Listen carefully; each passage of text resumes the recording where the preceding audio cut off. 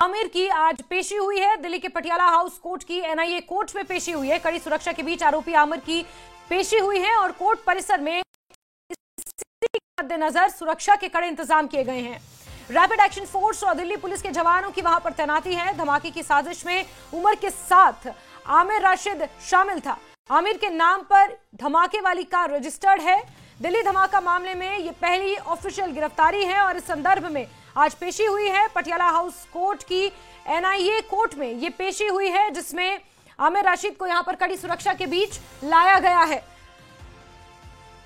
आतंकी आमिर रशीद, जिसने उमर नबी की मदद की थी, और I-20 कार जिससे दिल्ली के लाल किले के ठीक सामने धमाका किया गया, वो इसी आमिर रशीद के नाम पर रजिस्टर्ड थी और ये कुछ दिन पहले दिल्ली भी आया था। इसने उमर से मुलाकात भी की थी। इस तरह की तमाम जानकारियां सामने निकल कर आ रही हैं। आज पेशी हुई है। क्योंकि मामला सब जुडिस है, इसलिए इस पर कुछ भी अनर्गल टिप्पणी करना इस वक्त सही नहीं है, लेकिन जो जानकारियां मौके से मिल रही हैं उसके मुताबिक कड़ी सुरक्षा के बीच आरोपी आमिर की पेशी हुई है और रैपिड एक्शन फोर्स और दिल्ली पुलिस के जवानों की तैनाती कोर्ट परिसर में है। खुर्रम शहजाद ज्यादा जानकारियां देंगे हमें। जी खुर्रम।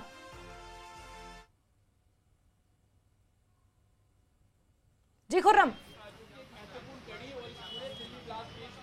देखिए, आमिर जो है अभी कोर्ट के अंदर है और कुछ देर के बाद ही उसकी जो सुनवाई होगी, क्योंकि इन कैमरा सुनवाई होगी तो सभी लोगों को बाहर रखा गया है और रिपोर्टर्स भी बाहर हैं। लेकिन अभी भी जो आरोपी है आमिर रशीद, जिसके नाम पर I-20 कार थी, और ये क्योंकि I-20 कार को खरीदने के लिए ये दिल्ली आया था, जो फॉरेंसिक एविडेंस है उनके आधार पर ये गिरफ्तारी हुई है।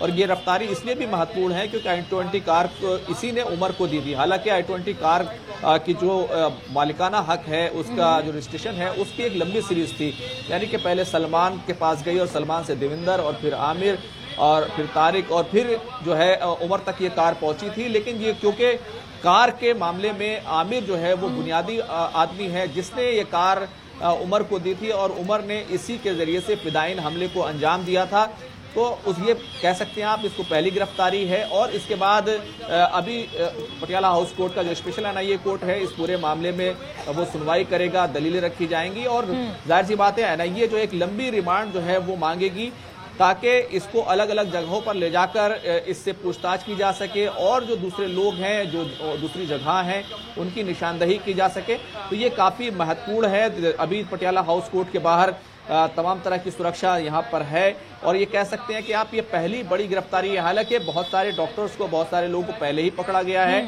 लेकिन ये सीधे इस मामले से एनआईए की क्योंकि सीधे तौर पर गिरफ्तारी है, नू से भी लोगों को पकड़ा गया है। जांच का दायरा वो दिल्ली से लेकर हरियाणा, जम्मू कश्मीर, उत्तर प्रदेश तक ये तमाम जगहों तक फैला हुआ है और हर चीज़ को खंगाला जा रहा है। लेकिन ये जो गिरफ्तारी है ये इस मामले को लेकर अहम है कि I-20 कार से जुड़ा हुआ ये मामला था जिसके जरिए से ब्लास्ट किया गया। अब आमिर को से तमाम तरह की जो पूछताछ है और तमाम चीज़ों जो है उससे निकाला जाएगा और ये भी पता लगाया जाएगा, क्योंकि इस पूरे मामले में ये सबसे बड़ा अहम पहलू है, क्या सिर्फ यही एक कार थी या फिर जो जिस तरीके से बात आई थी कि 32 धमाके करने थे वो तमाम कारें थी और कहां कहां किस तरीके से इस पूरे षड्यंत्र के अंदर इसकी क्या भूमिका थी, वो तमाम चीजें जो है अब आगे निकलकर सामने आने वाली है। बिल्कुल बिल्कुल खुर्रम, हम आने वाले समय में देखेंगे कुछ और भी इसी तरह की गिरफ्तारियां हो सकती हैं।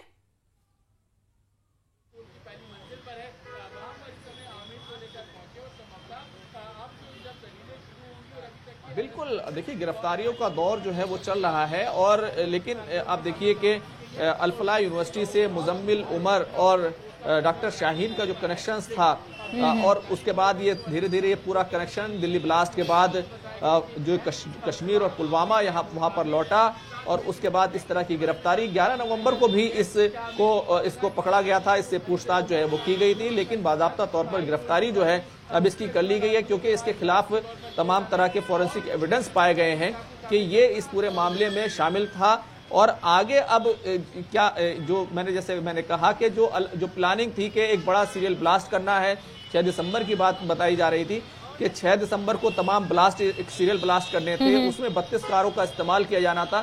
तो आगे इसकी क्या भूमिका थी और कहां कहां इसने बातचीत की थी, किस तरीके से कार जो है दूसरे जो व्हीकल्स हैं वो प्रोवाइड कराने थे, तो अब इसकी भूमिका जो थी उसको लेकर तमाम चीजें अब इससे पूछी जाएंगी। अब इसको अलग अलग जगहों पर ले जाया जाएगा और तमाम कनेक्शन जो है अब तक सामने आए हैं उनको खंगाला जाएगा। बिल्कुल बिल्कुल खुर्रम, और क्योंकि अभी कोर्ट में पेशी हुई है और कोर्ट में ये मामला पहुंचा, ऑफिशियल गिरफ्तारी है, तो ऐसे में सीधा निष्कर्ष निकालना या फिर किसी तरह की सीधी राय या टिप्पणी करना मुझे नहीं लगता इस वक्त सही है। खुर्रम, बहरहाल ये पहली ऑफिशियल गिरफ्तारी है, अभी और खुलासे होने बाकी हैं, आप नजर बना के रखिए। बहुत शुक्रिया हमारे साथ जुड़ने के लिए। तो ये तस्वीरें सामने आई हैं और रिमांड मांगी जाएगी क्योंकि जांच की तह तक जाना है और सबसे पहली कड़ी जुड़ रही है क्योंकि दिल्ली ब्लास्ट का सीधा सीधा संपर्क और सीधे सीधे जो लिंक हैं वो कश्मीर से जुड़ रहे हैं, चाहे पुलवामा से हो या पामपोर से हो, जहां से ये रहने वाले थे। और आमिर राशिद की जो ये गिरफ्तारी हुई है इसे ऑफिशियल गिरफ्तारी कहा जा रहा है। इसके अलावा और भी बहुत सी गिरफ्तारियां हो सकती हैं, पूछताछ लगातार जारी है और इस पूरे नेटवर्क को खंगालने की कोशिश की जा रही है। लेकिन सबसे महत्वपूर्ण सुराग और सबसे जो एक अहम सुराग है वो ये आमिर राशिद है क्योंकि इसी की गाड़ी थी I-20, इसी के नाम पर रजिस्टर्ड थी, जिसका इस्तेमाल उमर नबी ने किया और फिर आत्मघाती हमले को अंजाम दिया दिल्ली के लाल किले के ठीक सामने। और अब ये पहली पेशी यहां पर ऑफिशियली गिरफ्तारी यहां पर हुई है और इसी के मद्देनजर NIA कोर्ट परिसर को पूरी तरह से छावनी में बदल दिया गया है।